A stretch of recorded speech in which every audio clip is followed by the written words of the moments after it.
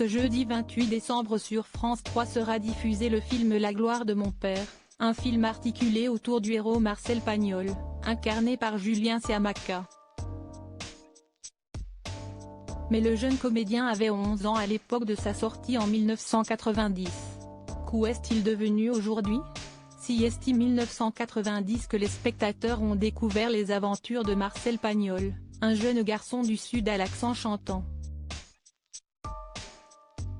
Dans le premier volet, La gloire de mon père, il est question des vacances d'été passées en famille par le garçonnet, entre découverte de la nature, des grands espaces et la fierté d'avoir un père qui finira grand chasseur comme indiqué dans le résumé du film. À l'époque, le réalisateur Yves Robert avait choisi Julien Siamaka pour incarner son jeune héros. Le comédien avait alors 11 ans. 23 ans après sa sortie, qu'où est-il devenu?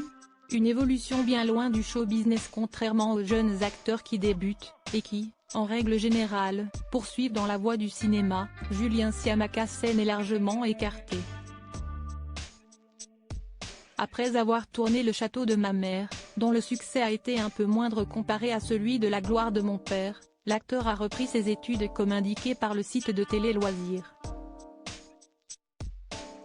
Julien Siamaka a passé son bac et réussi à intégrer l'INSA, Institut national des sciences appliquées de Lyon. Il en est sorti diplômé en tant qu'ingénieur en 2000. Si est désormais comme ingénieur contrôle commande chez EDF à Tours que Julien Siamaka s'épanouit dans sa vie professionnelle. La gloire de mon père avait charmé le public et le milieu du cinéma. Il avait été récompensé par le Conseil national d'examen du cinéma en obtenant le prix des top films étrangers. Il avait également obtenu le Golden Space Needle du meilleur film au Festival international du film de Seattle en 1991.